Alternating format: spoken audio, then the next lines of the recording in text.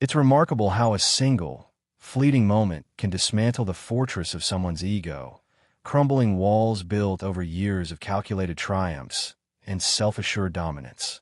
For Elena Whitaker, that shattering instant unfolded on a crisp autumn evening beneath the opulent crystal chandeliers of the Sterling Plaza's Grand Ballroom, a venue she had eagerly anticipated for months as the perfect stage to flaunt her conquests. She stood there, regal and unassailable in her own perception, commanding a circle of former classmates with the effortless authority of a CEO closing a multi-million-dollar deal. A flute of vintage Dom Perignon champagne dangled elegantly from her manicured fingers, its bubbles mirroring the effervescence of her confidence. Elena was at the pinnacle of her world, or so she believed.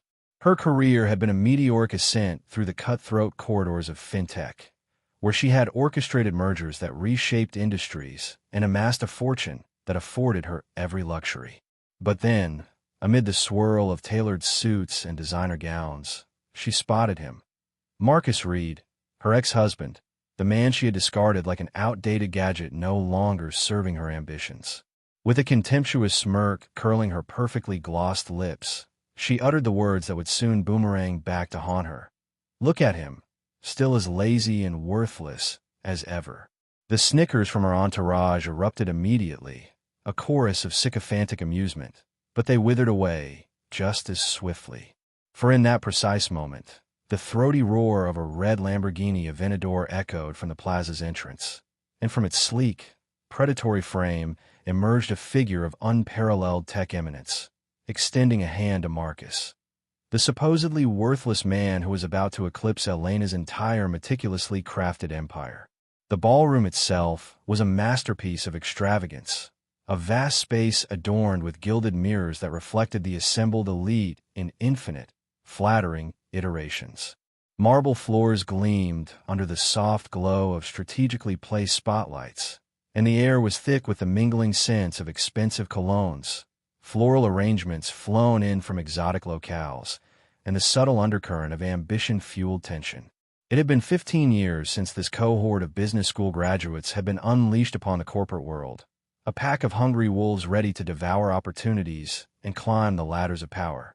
Tonight was their ritualistic gathering, a high-stakes showcase where LinkedIn profiles came to life, and the spoils of their decade-and-a-half-long battles were paraded like trophies.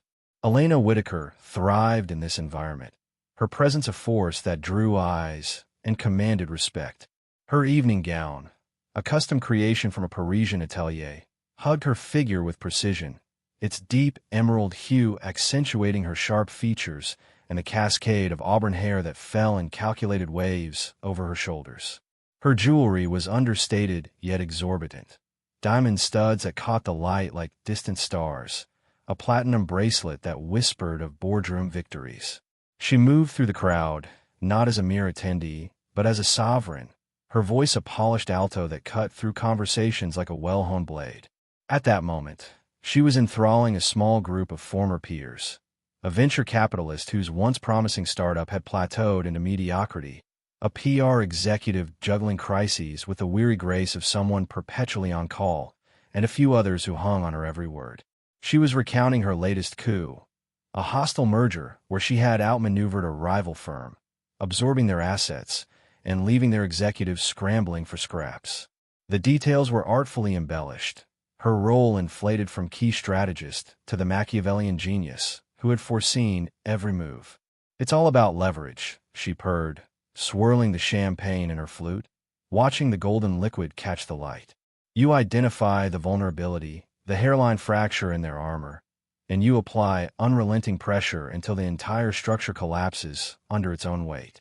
Her audience nodded vigorously, their expressions a blend of genuine admiration and veiled envy. This was Elena's domain. She fed on their reactions, the way their eyes widened at her tales of corporate conquests. It reaffirmed her status, reflecting back the image she had so carefully curated.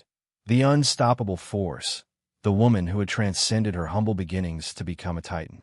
But beneath the surface polish, there lingered a restlessness, a hunger that no deal could fully sate. Success, for Elena, was a relentless pursuit, a game where the scoreboard never stopped tallying. It was in this heady atmosphere of self-congratulation that her gaze drifted across the room and locked onto Marcus. He was positioned near a towering marble column, partially obscured by the shadow it cast, as if he were deliberately avoiding the spotlight that Elena so craved. Her initial reaction was one of dismissive scorn.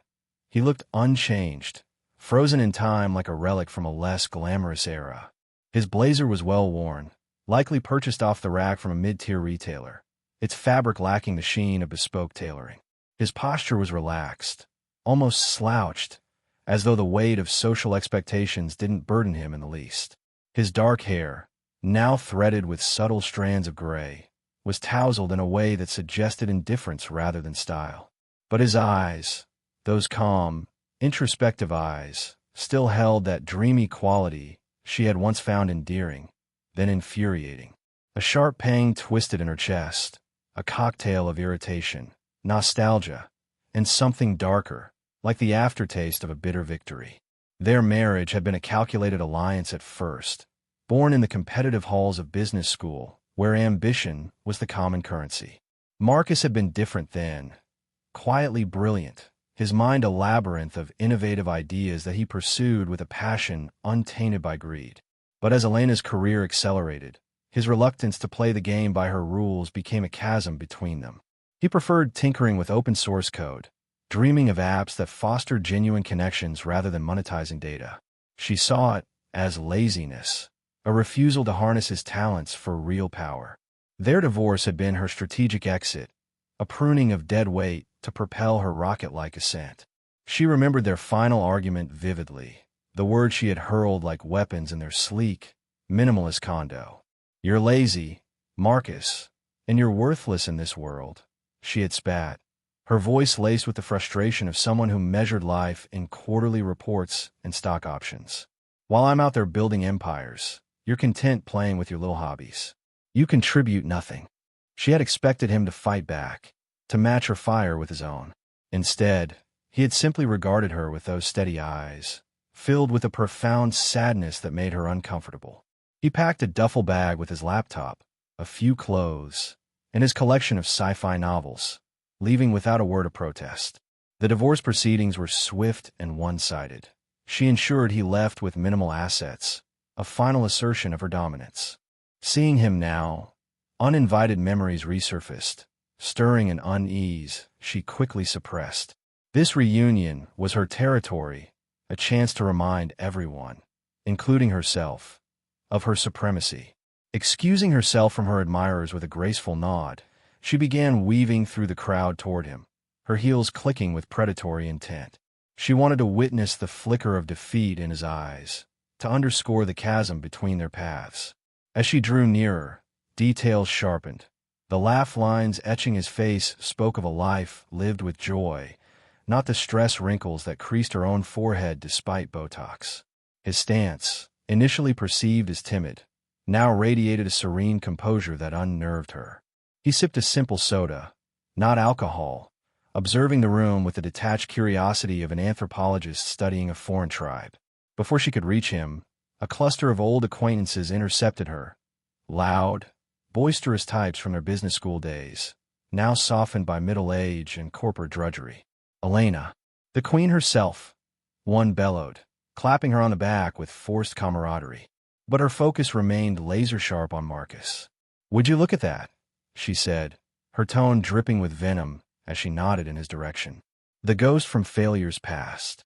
The group followed her gaze, chuckling obligingly. "Marcus?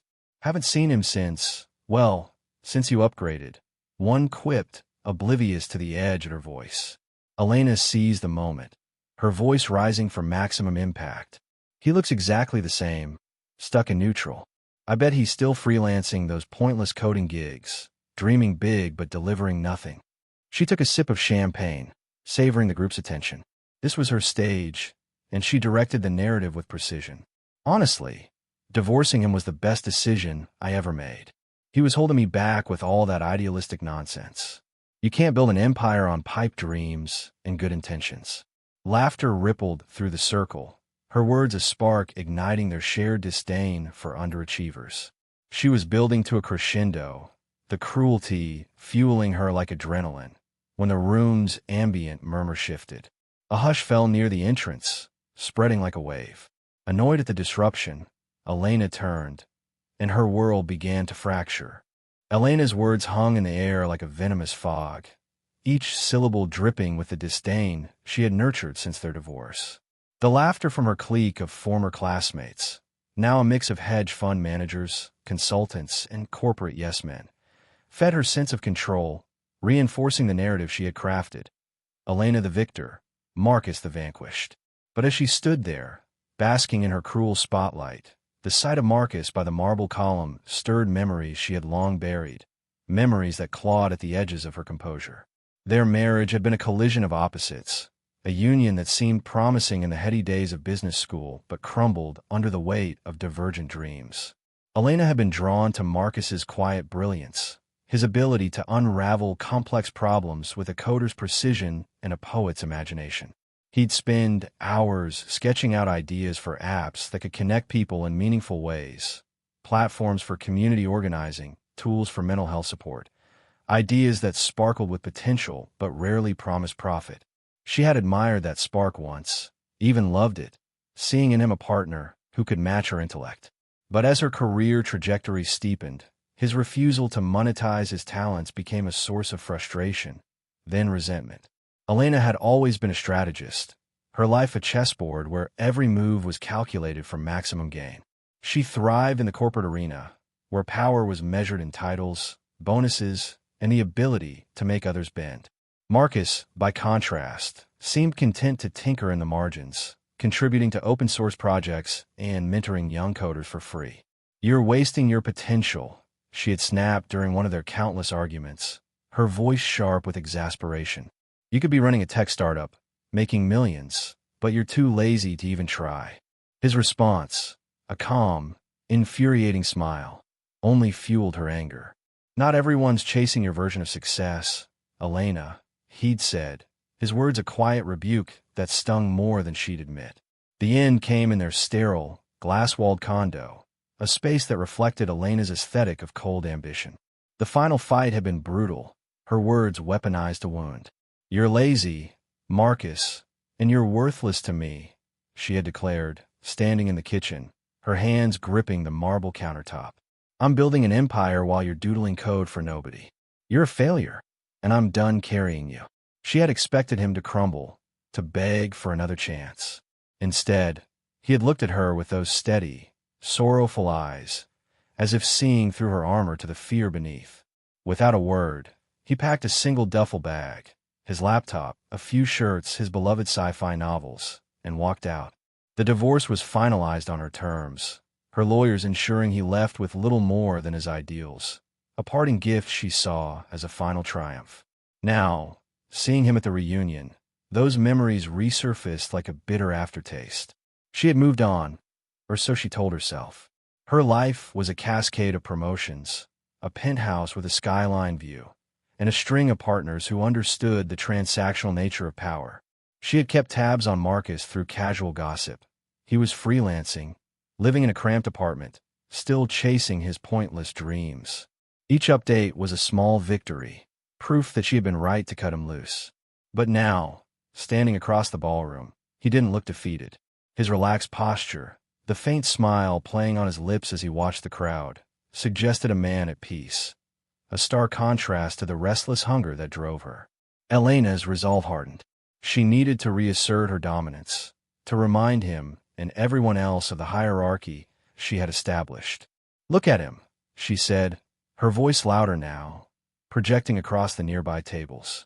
"Marcus Reed, the eternal dreamer, probably still coding apps nobody uses, living off ramen in some basement." The group laughed again, though less enthusiastically, sensing the edge in her tone. A former classmate, Carla, now a hedge fund analyst with a penchant for gossip, leaned in. "Marcus? Wow, haven't seen him in years. Still playing the starving artist?" she asked, her tone half curious, half mocking. "Exactly," Elena said, seizing the opening. "I did him a favor, divorcing him. He was dragging me down with all that idealistic nonsense. No ambition, no drive, just a lazy, worthless dreamer. The words felt good, like a blade finding its mark. The group's chuckles were her applause, their approval a balm to the unease Marcus's presence stirred. But as she prepared to deliver another barb, the room's atmosphere shifted. A low, resonant growl from outside the ballroom cut through the chatter, drawing every eye to the grand glass doors. Elena's heart stuttered, her smirk faltering, as the stage she had so carefully set began to tilt beneath her. The ballroom's glittering ambience froze, the clink of glasses and hum of conversation silenced by a sudden, collective hush. Elena turned toward the entrance, her irritation at the interruption morphing into a jolt of disbelief. A man stepped through the towering glass doors, his presence a gravitational force that reshaped the room's energy. He was in his early 50s, with sharp cheekbones, silver-flecked hair, and a bespoke suit that radiated effortless authority. This was no ordinary guest.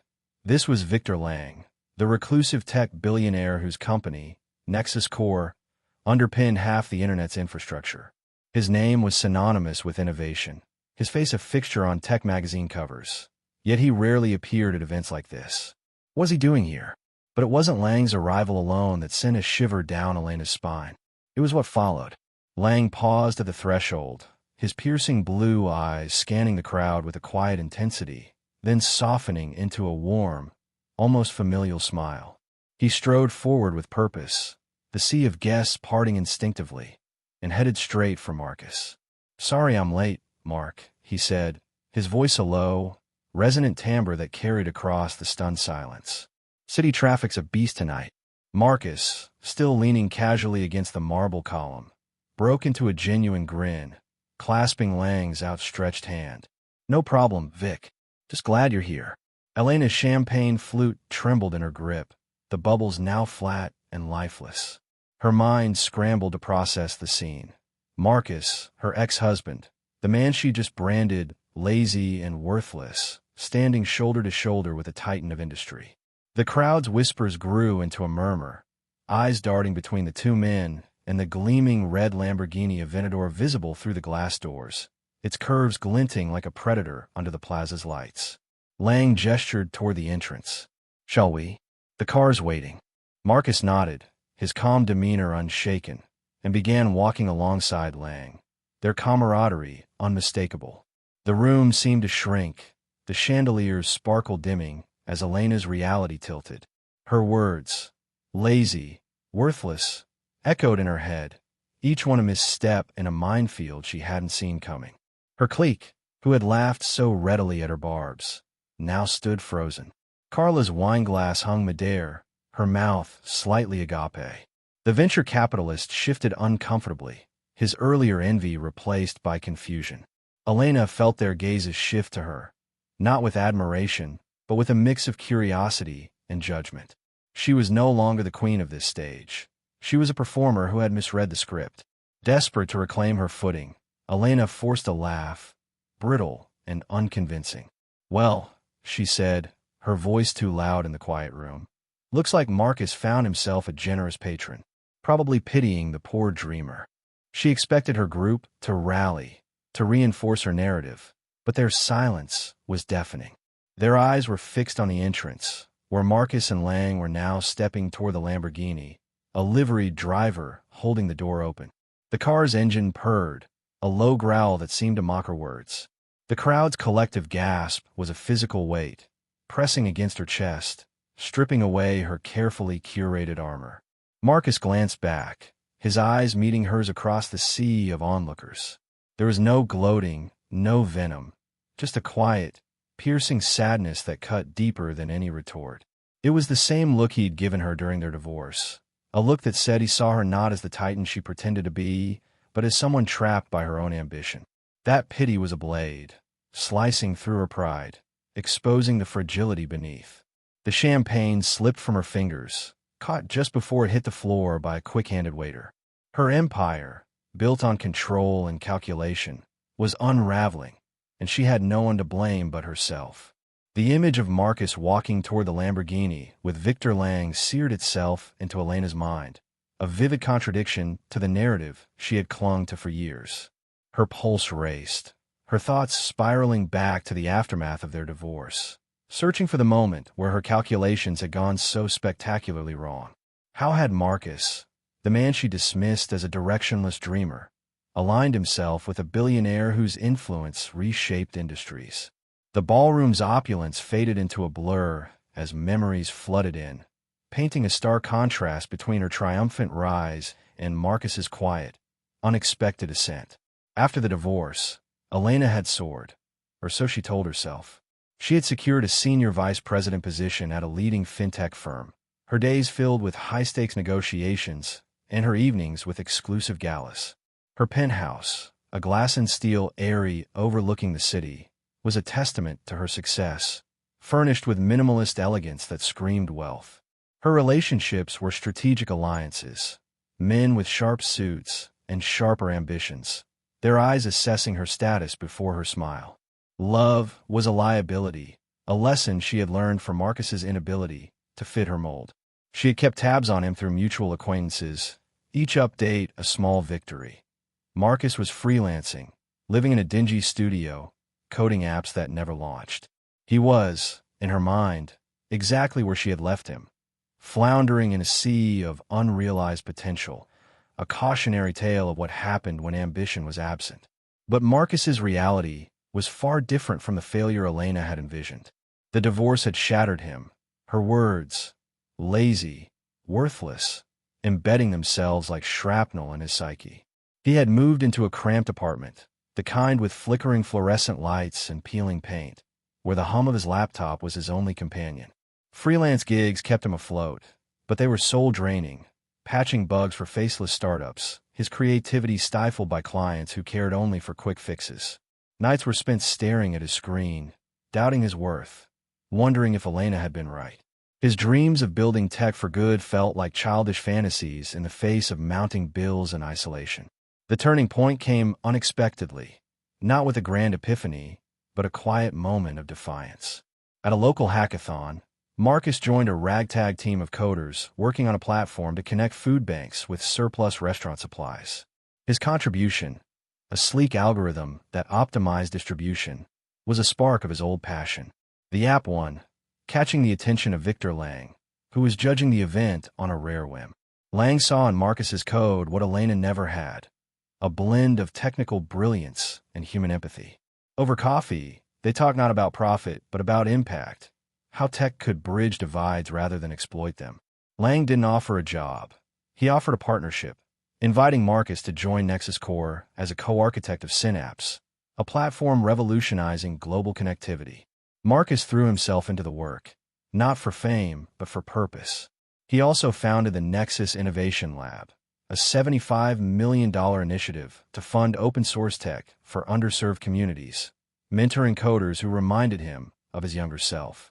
His life became a tapestry of late-night coding sessions, vibrant brainstorming meetings, and quiet moments of satisfaction when a project helped someone, somewhere. He wasn't chasing wealth or status. He was building meaning, brick by digital brick. Meanwhile, Elena's world was a relentless race. Her successes were real, mergers closed, bonuses banked, but they came at a cost. She lived in constant comparison, always measuring herself against peers, rivals, even strangers. Her victories were hollow, her penthouse a showcase for a life she rarely paused to enjoy. Marcus's presence at the reunion, calm and unbothered, was a mirror reflecting her own discontent. She had dismissed his dreams as worthless, but they had led him to a stage she couldn't comprehend. As the Lamborghini's engine roared outside, it sounded taunt to her crumbling certainty. Elena realized she hadn't just underestimated Marcus. She had failed to see him entirely. The gala, her moment of triumph, now felt like a tribunal, and she was the one on trial.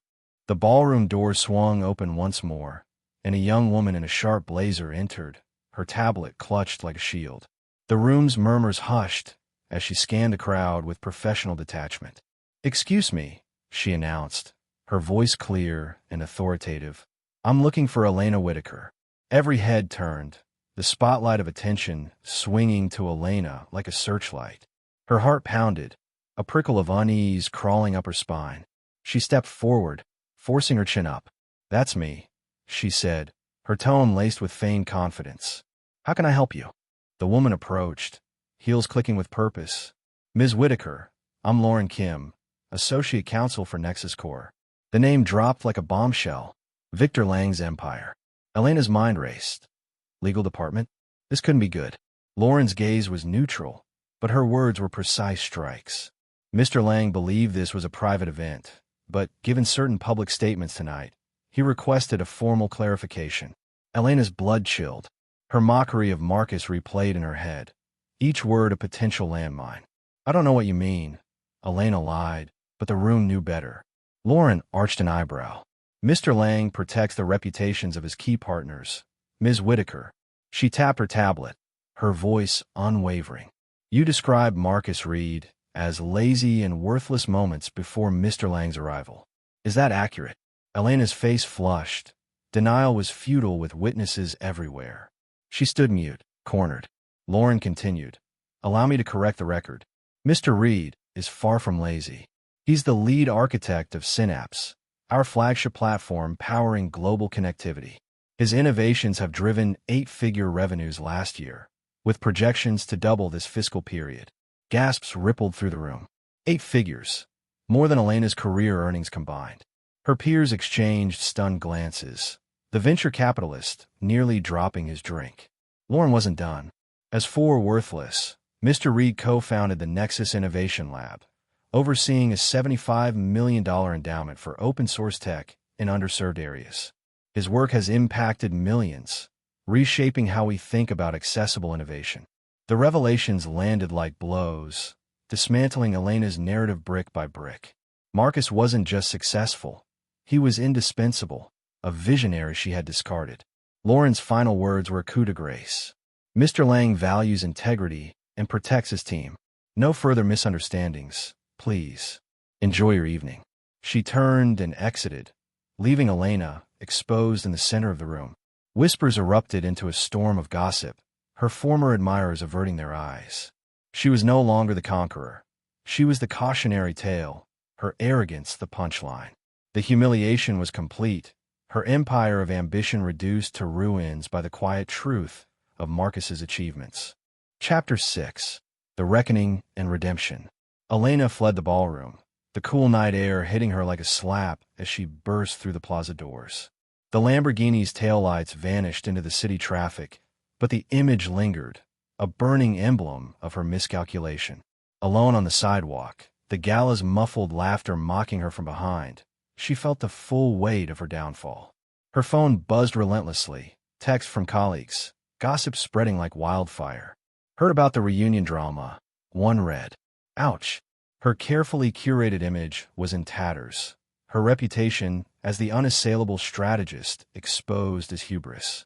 Stumbling into a cab, Elena directed the driver to her penthouse, the city lights blurring through tears she refused to acknowledge. The apartment, once a symbol of triumph, now felt like a cage, cold, empty, its panoramic view a reminder of her isolation. She poured a stiff drink, the scotch burning her throat as she sank onto the leather sofa. For the first time, she confronted the truth without filters. Marcus's words from their marriage echoed. Not everyone's chasing your version of success. She had dismissed it as weakness, but now it haunted her. Her life was a series of conquests, each victory hollow, each relationship transactional. She had climbed high, but at what cost? Friends were allies, love a distraction, joy sacrificed for power. Meanwhile, in the Lamborghini's plush interior, Marcus exhaled, the tension of the evening dissolving with the engine's hum. Victor glanced at him. You handle that well, he said. Marcus nodded, a faint smile emerging. It's strange, seeing her like that. Almost sad. His journey hadn't been a fairy tale. Post-divorce, Elena's barbs had nearly broken him, but the hackathon with Victor had been a lifeline. Their partnership wasn't about money. It was about creating impact. Synapse connected communities. The Innovation Lab empowered dreamers. Marcus had found purpose, not in competition, but in collaboration, a world Elena couldn't comprehend. Back in her penthouse, Elena opened her laptop, fingers trembling as she typed Nexus Innovation Lab. The site loaded, vibrant and inspiring, filled with Marcus's projects. His bio spoke of resilience, of building tech for good. No mention of her, no bitterness.